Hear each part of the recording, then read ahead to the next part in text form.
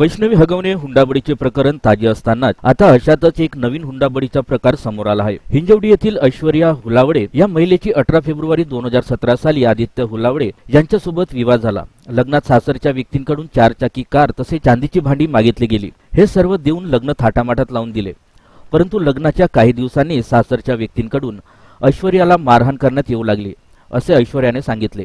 माहेरकडून 5 लाख रुपये घेऊन ये, अन्यथा तुला आम्ही नांदवणार नाही, अशी धमकी देण्यात येऊ लागली। त्याचबरोबर घरी जेवणात औषध देखील देण्यात येत होते, तर प्यायला पाणी देखील देत नव्हते, असा आरोप ऐश्वर्याने पत्रकार परिषद घेत आरोप केले। आपण याबाबत पोलिसात तक्रार दाखल करायला गेले असता पहिली तक्रार दाखल करण्यात आली नसल्याचे सांगण्यात आले। दरम्यान तेव्हा देखील तक्रार दाखल केल्यास मारण्याची धमकी सासरच्या व्यक्तींकडून देण्यात येत होती। कोरोना काळात कोणताही त्रास देण्यात आला नसून कोरोनानंतर पुन्हा केस मागे घेण्यासाठी धमकी देण्यात आल्याचे ऐश्वर्याने सांगितले। इतकेच नाही तर याबाबत महिला आयोगाच्या रुपाली चाकणकर यांच्याकडे मार्च 2025 मध्ये तक्रार देखील देऊनही कोणतीही कारवाई झाली नसल्याचे ऐश्वर्याने महिलांवरील होणाऱ्या अत्याचाराला प्रश्न उपस्थित होत असल्याचे यावेळी ऐश्वर्याने म्हणाले। यावेळी ऐश्वर्याने मारहाण होतानाचा व्हिडिओ देखील पत्रकारांसमोर आणला।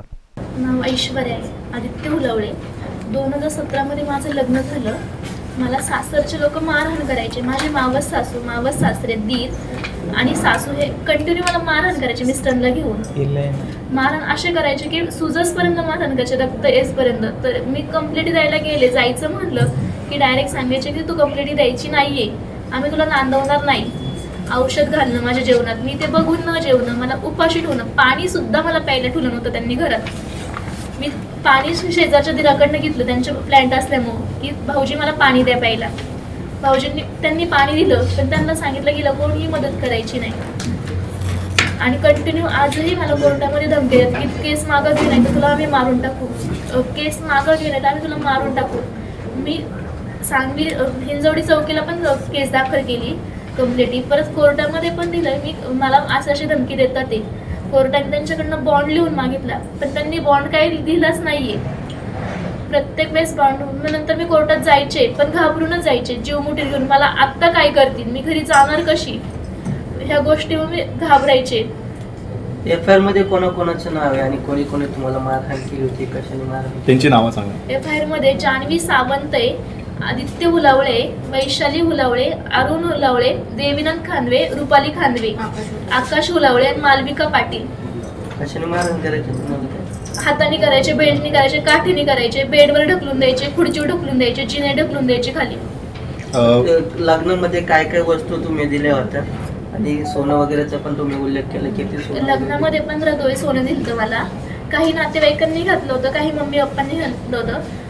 दिरांनी माझ्या स्कोडा गाडी मागितली, आम्ही घरी नाही म्हणले, चुलते माझ्या स्कोडा गाडी नको म्हटले, आम्ही 7 लाखापर्यंत स्विफ्ट देतो तुम्हाला, नाही म्हटले, आम्हाला स्कोडाच पाहिजे नाही। चुलत्यांनी स्कोडा दिली, पप्पांनी शेती विकली, त्यामुळं शेती विकल्यानंतर परत त्यांनी सांगितलं की आम्हाला चांदीचं कन्यादान पाहिजे नाही, साधं नकोय आम्हाला। मग माझ्या मामांनी चांदीचं पण कन्यादान केलं।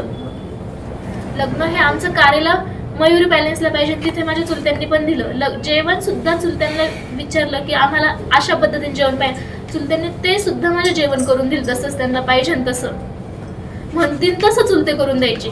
कारण वडील अपंग होते, बघायला कोणीच नव्हतं माझ्याकडे, फक्त चुलते बघायचे। आत्ताही ते मी बोलत नाहीये, 2018 पासूनच त्यांचे विषय झाल्यापासून की तुम्ही का बोलले नाही, की मला औषध घातलं तरी, तेव्हापासून चुलते मी अजिबात बोलत नाहीये।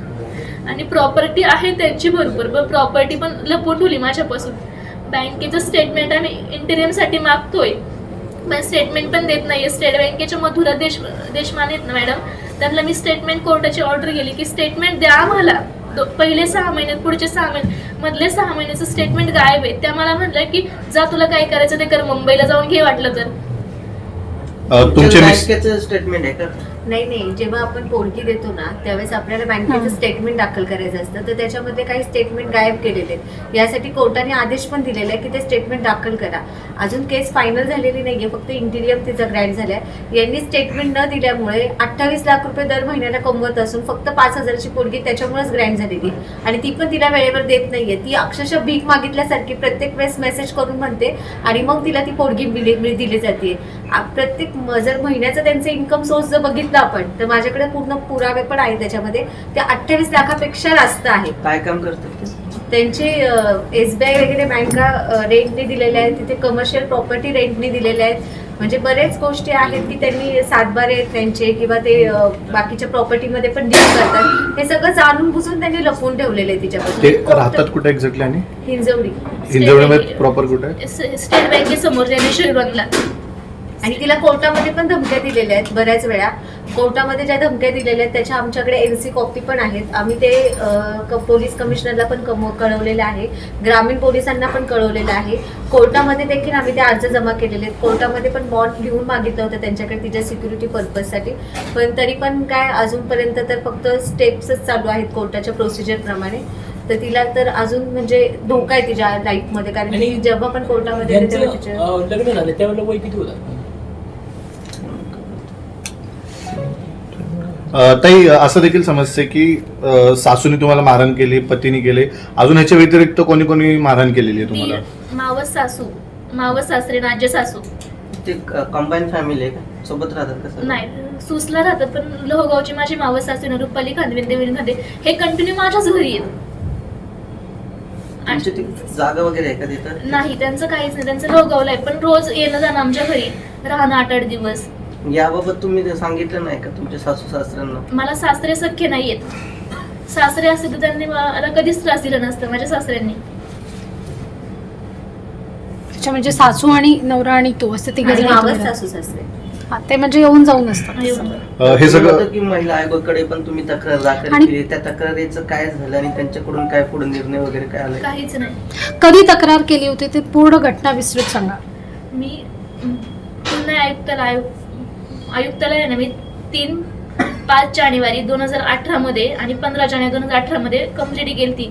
तिथून 3 महिने कंटिन्यू बोलवायचे की या आधी सगळ्या फॅमिलीला बोलवायचे. कुठे कुठे बोलवायचं तुम्हाला? आयुक्ताला मध्ये, कमिशनर ऑफिसला ते यायचे आणि धमकी द्यायचे, तू कंप्लेंटच का दिली, तू केलंच का हे. म्हणजे मला त्रास होतो, मी करू काय मग, तू ते आता नांदवणारच नाही. हे माझे मावस सासून सासरे म्हणजे आता तुला नांदवणार, जा तुला काय करायचं ते कर. महिला आयोगाकडे कधी तक्रार दिली होती? रुपालीचा आता 25 मार्चला. मग कोणाशी तुम्ही फॉलोअप घेतला, कोणाशी बोलत होत्यात? ललित पाटील यांच्याशी. त्यांनी काय रिस्पॉन्स दिला ते तुम्हाला? म्हणजे ताई आत्ता बाहेर गेलेले आहेत, मुंबईला जायचंय, ताईंना ऍडमिट केले, हेच असं कारण सांगत होते मला. आपण बसू, एसपी नाही, आज एसपी साहेबच नाहीये. लास्ट कॉन्टॅक्ट कधी केला होता महिला आयोगासोबत? मंगळवारी. या गेलेल्या मंगळवारी. हा, मंगळवारी.